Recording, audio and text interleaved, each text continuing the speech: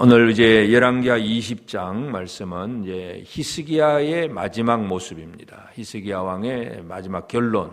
우리가 흔히 개인적으로 보면 인생의 결론이다. 그렇게도 얘기할 수도 있겠는데 이 마무리가 잘 되느냐 못 되느냐 이것은 우리의 삶에 있어서 너무나 중요한 부분입니다.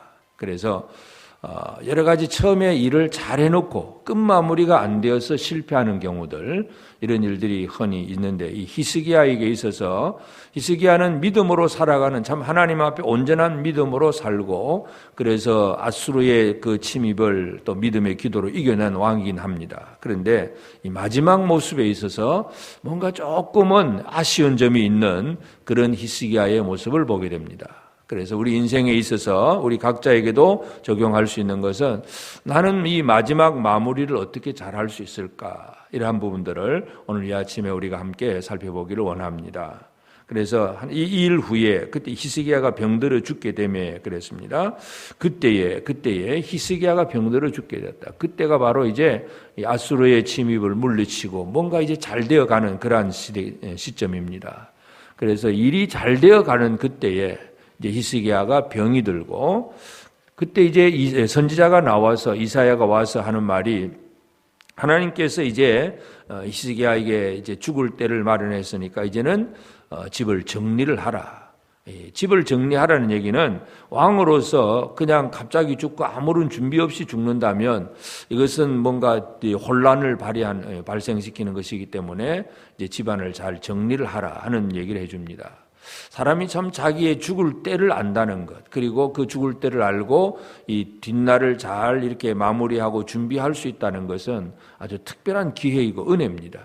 대부분의 경우에 있어서는 그 날들을 잘 모르고 끝까지 살아보려고 그렇게 애를 쓰다가 그냥 죽고, 그래서 겨우 어떤 유언을 할 수 있다면 또 유언을 하기도 하는데, 하여튼 이 히스기야에게 있어서는 하나님께서 지금 이 병이 들었을 때에 이제 너는 집안을 잘 정리를 해라.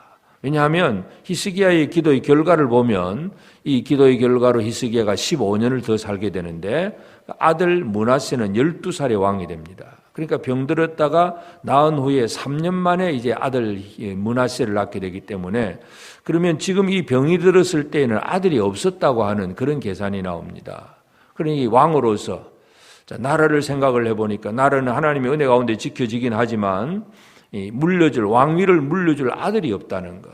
물론 아들이 없으면 그래도 왕족 중에서 누군가 물려줄 수는 있긴 하겠지만, 아들이 없다는 것이 히스기야에게 있어서는 큰 마음의 아픔이고, 그래서 히스기야는 자기 자신과 그 또 후손이 없다는 것, 이걸 생각하면서 그 선지자의 말을 듣고서는 바로 침대에서 그냥 이렇게 벽을 향하여서 눈물 흘리며 통곡하며 기도합니다. 그래서 하나님 앞에 주께서 내가 선하게 행한 것을 기억하옵소서 그러면서 하나님 앞에 호소를 하게 되고, 그래서 하나님의 응답이 즉시 나타납니다. 이사야가 이 말을 전하고 성읍 가운데까지도 이르기 전에, 벌써 왕궁에 들어갔다가 나와서 이제 성읍을 가로질러 가기 전에 바로 하나님의 말씀이 이사야에게 바로 즉각 임합니다. 이 기도에 하나님이 즉각으로 응답을 하셨고, 하나님께서는 이 히스기야의 그 눈물과 그 기도를 들었고 보았다, 그렇게 표현을 합니다. 그래서 히스기야를 낫게 할 것이고, 그리고 6절에 보면 내가 내 날에 15년을 더할 것이다. 질병을 낫게 하고 15년이라고 하는 그런 생명을 연장을 시켜준다는 그런 약속의 말씀을 줍니다. 그러니까 이사야는 들어가서 또 이 히스기야에게 있는 그 상처에 무화과 반죽을 갖다 놓고 그 상처가 낫습니다. 즉각적으로 낫게 되는데, 그러니까 또 히스기야가 내가 또 3일 만에 성전에 올라가겠다고 했는데 무슨 징표가 있습니까? 그렇게 3일 이후에 내가 성전에 올라갈 수 있는 징표가 뭡니까? 그러니까 병이 낫기는 하지만 또 징표를 구하는 히스기야에게 이사야는 또 구하라고 합니다. 해 그림자를 10도를 나아가게 할 것입니까? 해 그림자가 뒤로 10도로 물러가게 할 겁니까? 그러니까 히스기야는 나가는 건 너무나 쉽고 뒤로 물러가는 거로 합시다. 그래서 해시계의 해 그림자가 뒤로 물러갑니다. 그러니까 이것은 우리가 자연과학 속에서 보면 이 태양과 지구, 자전, 공전, 뭐 이런 것들을 이제 우리는 후대에 와서는 이걸 과학적으로 알고는 있지만, 하여튼 태양이 가다가 뒤로 물러간다는 거, 이게 참 있을 수 없는 그러한 상황인데, 물론 그것이 전체 전부가 그렇게 움직였는지, 아니면 그냥 태양은 그대로 지나가지만 그림자만 살짝 뒤로 물러가게 하셨는지, 그것은 이제 우리가 다 알 수는 없습니다. 하여튼 분명히 드러난 것은 해 그림자로 시간을 재는 그 일령표, 아하스의 일령표의 시간표에서 해 그림자가 뒤로 물러가는 그런 징표를 보여줍니다. 하나님은 못하실 것이 없는 하나님이심을 분명히 보여줍니다. 그리고 또 그때에 이제 병들었다가 나았을 때에 바벨론 왕 브로닥 발라단이 히스기야가 이제 병들었다가 나았다 하는 얘기를 듣고 또 많은 편지와 예물을 보냅니다.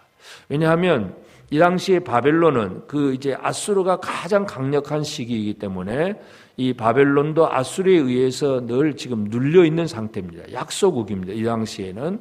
그런데 이제 서쪽에 있는 유다가 아수르의 침입을 물리치고 그로 인해서 아수르가 점점 쇠약해져가는 그런 과정이기 때문에 그동안 이 아수르에 의해서 힘들어하던 바벨론이 이제 적은 바로 나의 친구니까 바로 그래서 이 히스기야와 동맹을 맺기 위해서 많은 사자들을 보내어서 그렇게 위로를 합니다.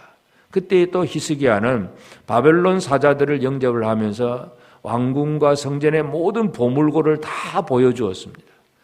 결국은 자기를 자랑하는 것, 이것이 바로 히스기야의 문제였는데 이사야가 와서 또 이 바벨론 사자들이 왜 그렇게 왔고 뭘 했느냐 물어보니까 내가 모든 거 다 보여주었다고 얘기를 합니다. 그때 또 하나님의 말씀이 또 이사야를 통해서 전해지는 것은 이렇게 보여주었던 모든 것들, 왕궁의 보물들 모든 것들이 바로 이 바벨론으로 다 옮겨진 바 될 것이다. 결국 바벨론 포로가 될 것이다. 다 노략질을 당할 것이다 하는 그런 예언의 말씀입니다. 그래서 이 바벨론으로 결국은 다 옮겨지고 나라가 바벨론에 의해서 멸망을 당한다는 얘기입니다. 아수르에 의해서는 망하지 않았는데 바벨론에 의해서는 망한다는 것. 그런데 이제 이 말을 들었던 히스기야가 19절에 보면 당신이 전한 바 여호와의 말씀이 선하니이다 하고 또 이르되 만일 내가 사는 날에 태평과 진실이 있을진데 어찌 선하지 아니하리요. 내가 사는 날에는 그런 환란이 없으면 그것으로 되었다. 그런 표현. 결국 이것은 그렇게 되지 않기를 구해야 되는데 구하려면 모든 기도 속에서 이런 바벨론 포로가 되지 않도록 기도해야 되는데 이 마무리를 보면 이 히스기야의 마지막 말이 참 우리가 좀 더 잘했으면 좋았을 것을 하는 그런 아쉬움을 표현할 수 있는데 하여튼 내가 사는 날 동안에 평안하면 되었다. 후손들은 잘 모르겠다 하는 그런 무책임함 이제 이런 것들이 묻어나고 있는 말입니다. 하여튼 이 히스기야는 아수르의 침입에 대해서 철저하게 신앙으로 그 모든 아수르의 침입을 이겨낸 사람이었고 또 그렇게 기도하는 사람이었지만 그러나 그 기도도 보면 하나님께서 정리하라고 하면 정리하면 되는 부분이지만 그래도 아들을 구했습니다. 근데 그 아들이 바로 이제 3년 만에 아들을 얻고 히스기야가 죽을 때에 그 아들은 12살이 되어 있고 그 므낫세는 이 유다의 왕 중에 또 가장 악한 왕입니다.